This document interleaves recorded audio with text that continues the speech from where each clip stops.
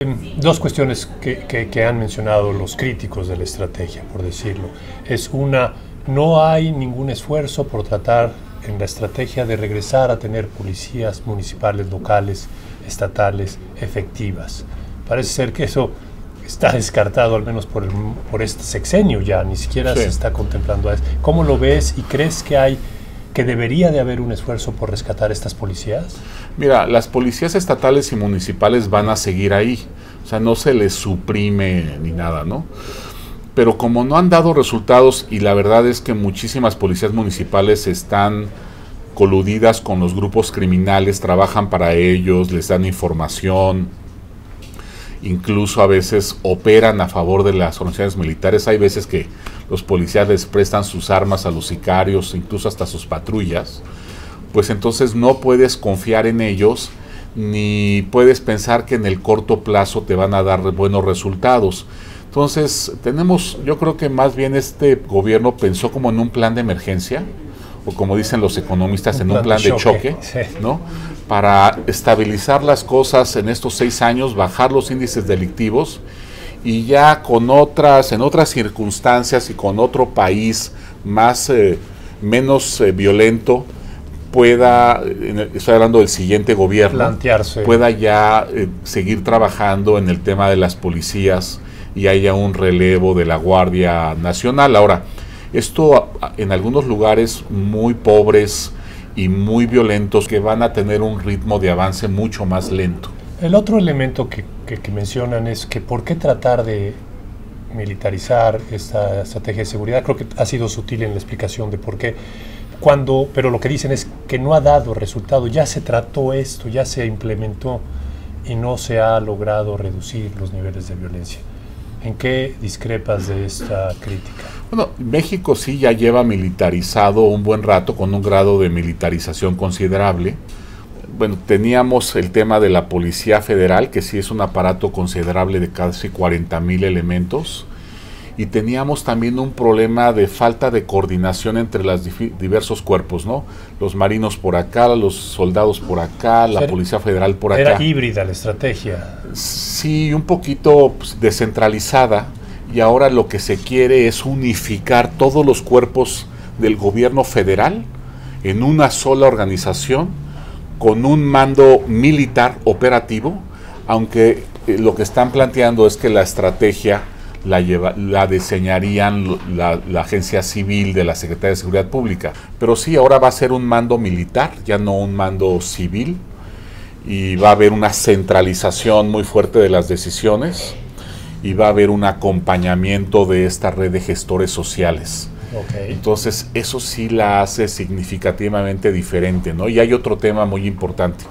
En áreas como educación pública se planea la construcción, están anunciando, de 100 nuevas universidades públicas, que sí podrían darle cauce, digamos, de desarrollo a muchos jovencitos de 16, 18 años, que cuando salen de preparatoria, incluso de secundaria, no tienen otra opción de trabajo más que insertarse en una banda pandilleril y vinculada con grupos criminales, y ahí iniciar su carrera delictiva.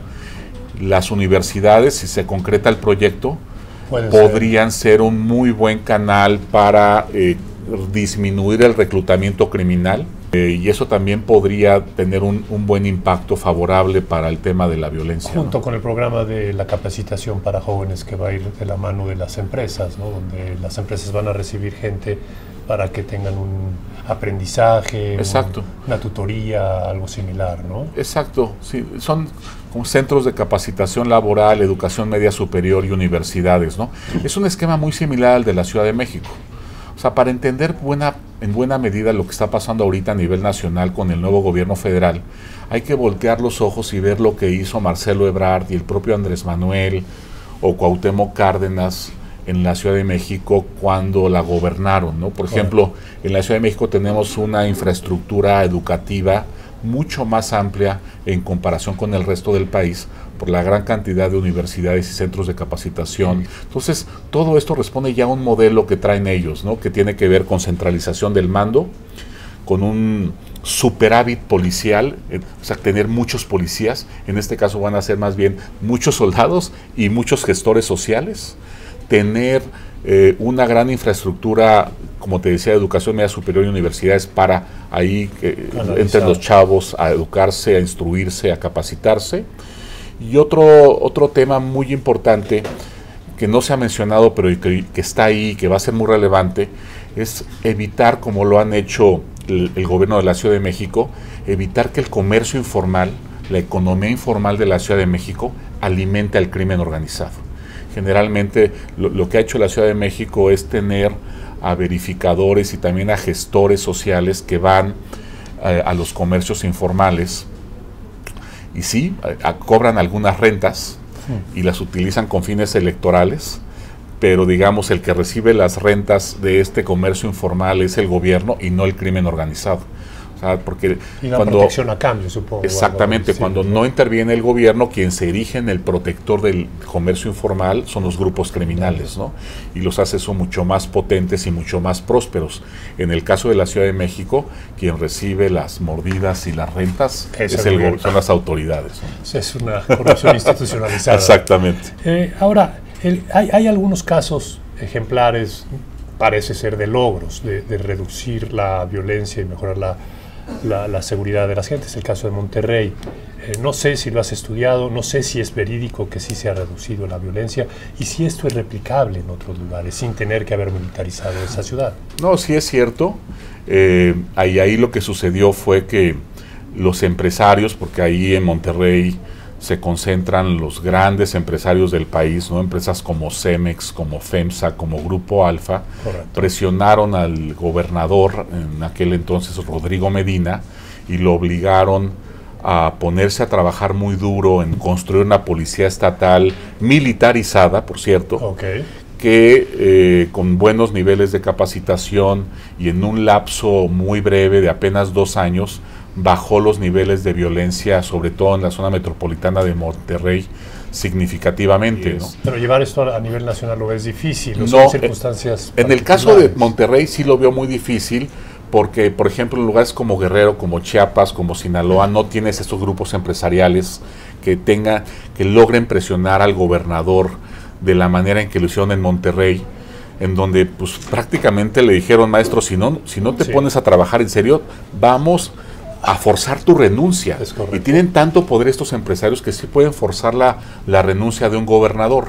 No es el caso en casi todos del resto de los estados del país, ¿no? Quizás con la excepción de la Ciudad de México, de Jalisco, donde sí hay es una concentración empresarial muy importante. Exactamente. Ahora, la verdad es que sí son casos que se cuentan con los dedos de una mano, y la regla que tenemos en muchos estados del país, ¿no?, como Estado de México, Morelos, Guerrero, es que las policías municipales están completamente penetradas por el crimen, ¿no?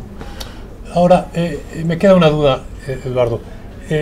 Hay bien lo dices, hay una intención de elevar o de dar una satisfacción social a muchos grupos para que eviten incorporarse en bandas criminales o en grupos delictivos.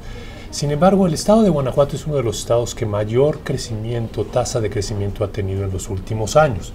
Han llegado muchas empresas automotrices y sin embargo la criminalidad ha crecido y tumban trenes y les roban los enseres y los granos. No sé qué tan correlacionado esté una falta de desarrollo, crecimiento económico con criminalidad. El gobierno de López Obrador lo piensa que así es. ¿Tú compartes eso? ¿Y por qué Guanajuato tiene esto que se ha presentado recientemente?